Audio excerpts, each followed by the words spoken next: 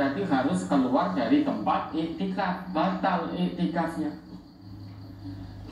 Wala yashhada janazatan, jangan melayat. Wala yamassam ra'atan wala yubashiroha, jangan menyentuh istrinya dan mencampurinya. Lagi iktikaf, bar buka kepingin terus mulai sih, itu tidak disunahkan sampai selesai iktikafnya. Dan juga disunahkan wala yakhruja li hajatin illa lima la budda minhu, jangan keluar dari tempat iktikaf kecuali untuk hajat kebutuhan yang sangat mendesak. Wala i'tikafa illa bisaumin, yang namanya i'tikaf itu puasa, harus dengan puasa. I'tikaf di bulan Ramadan itu harus puasa. Seorang musafir yang sedang tidak berpuasa, ya jangan i'tikaf. Karena sunnah untuk beriktikaf menurut informasi dari Aisyah ini, dari Ummul Mukminin, itu puasa. Jadi dalam keadaan berpuasa beriktikaf. Orang yang sedang sakit kebetulan tidak berpuasa, ya tidak perlu iktikaf. Karena sunnah seorang mu'takif itu berpuasa. Wala i'tikafa illa bisaumin wala i'tikafa illa fi masjidin jami'. Semua yang disebutkan oleh ibunda kita ini, Ummul Mukminin Aisyah ini sunnah bagi orang yang beriktikaf. Biasanya Rasulullah beriktikaf selesai, ya, sampai selesai 10 hari bulan Ramadan, 10 hari terakhir bulan Ramadan, itu biasa yang dilakukan oleh Rasulullah. Tetapi pada tahun wafat beliau iktikaf 20 hari.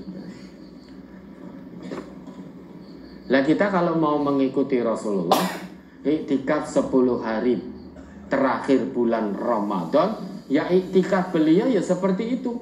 Sesudah sholat subuh beliau masuk ke tempat iktikaf beliau dan tidak meninggalkan tempat beliau beriktikaf kecuali untuk hal yang sangat mendesak.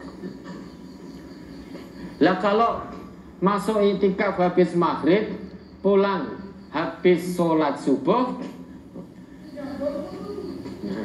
nyambung turu katanya.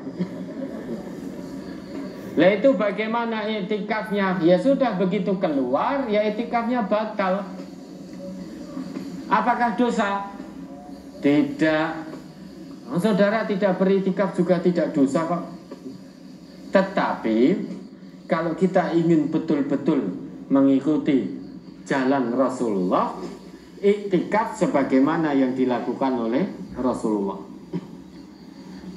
Jangan maghrib masuk, subuh keluar. Apakah itu tidak iktikaf? Iya, itu namanya juga iktikaf.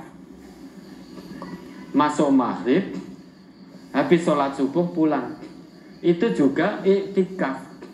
Tapi yang dilakukan oleh Rasulullah tidak seperti itu.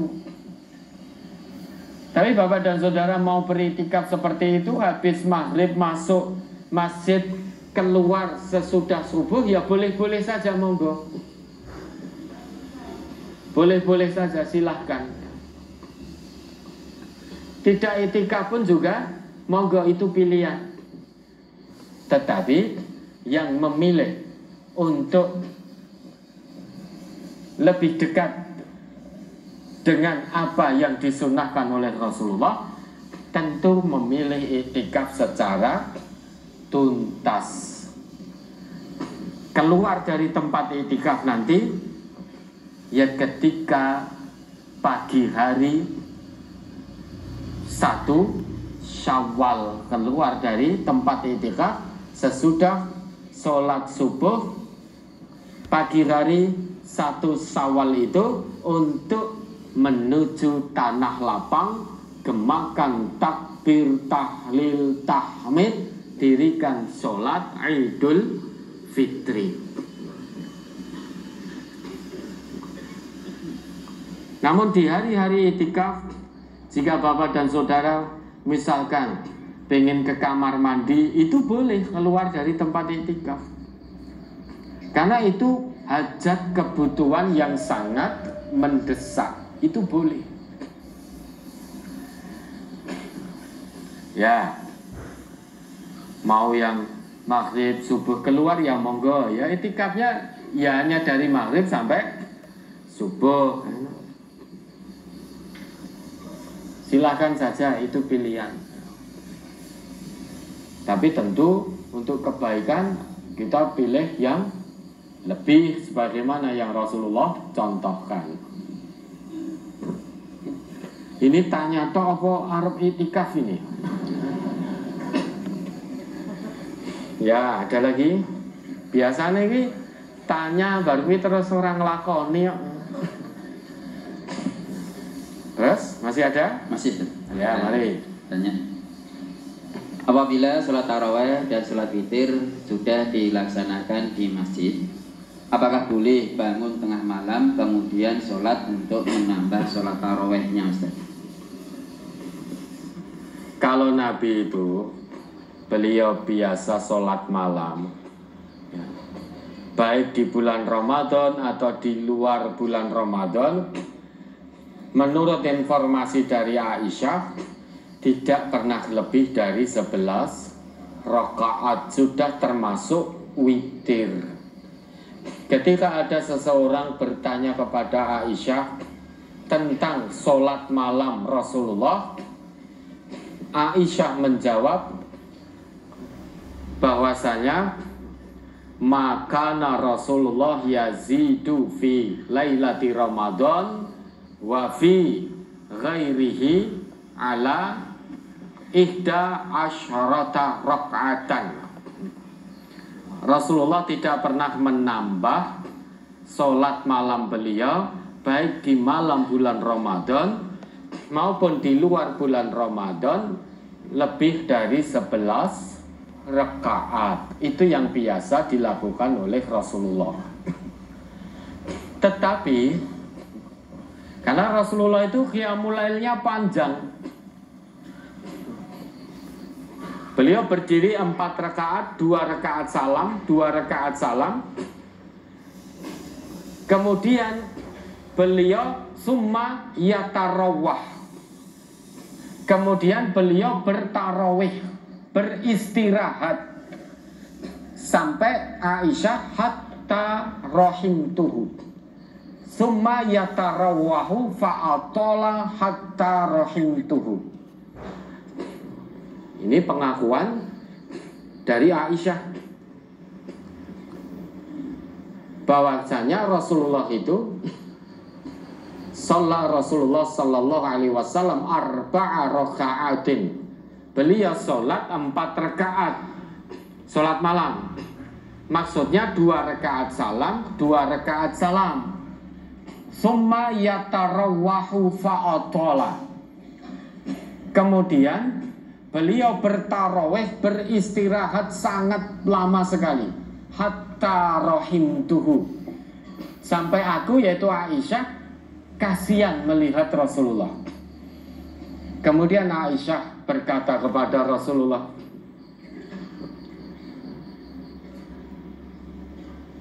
ya Rasulullah, atau bi abi wa ummi ya Rasulullah, ku tebusi engkau dengan ayah dan ibuku wahai Rasulullah. Qad ghafarallahu laka ma taqaddama min dzambika wa ma ta'akhkhar.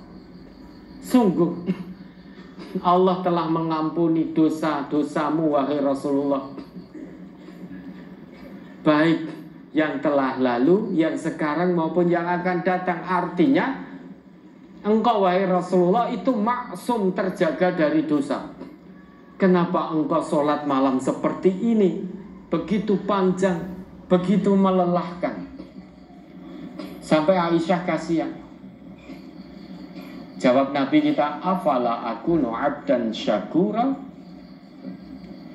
Afala akunu abdan syakura, tidak senangkah aku bila aku menjadi hamba Allah yang bersyukur?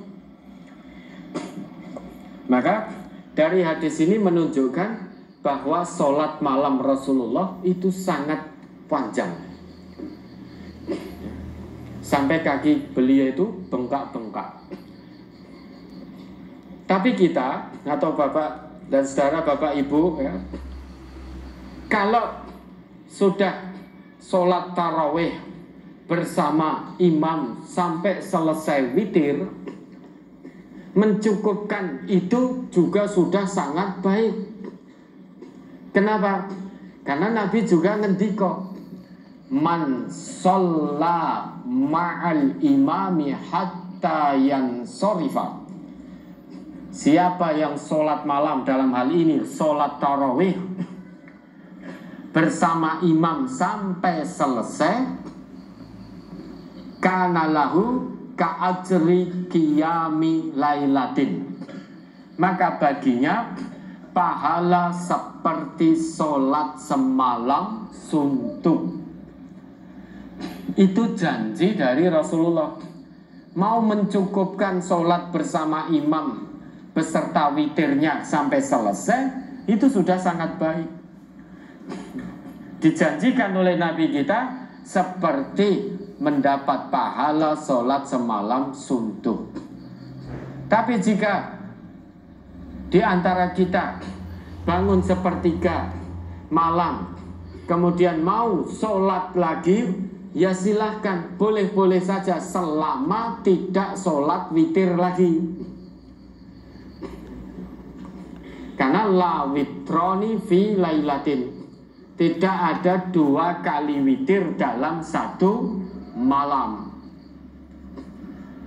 Kalau tadi sudah sholat bersama imam, sudah selesai dengan witirnya, bangun malam hari, qiyamul lail, sholat malam, yaitu boleh-boleh saja, monggo silakan, tapi tanpa witir. Yang mencukupkan juga sangat baik. Bangun malam, menghidupkan malam dengan yang lain, qiraatul Quran, dengan membaca Al-Quran, dengan zikrullah, zikir, mengingat Allah, lafalkan kalimat-kalimat thayyibah. Karena tadi sudah sholat, sudah selesai sampai witir. Maka terbangun di malam hari, menghidupkan malam-malam Ramadan, bisa dengan yang lain, dengan membaca Al-Quran, murajaah Al-Quran, atau dengan hal-hal positif lainnya, di mana kegiatan itu bisa mengingatkan diri ini kepada Allah. Ya, ada lagi.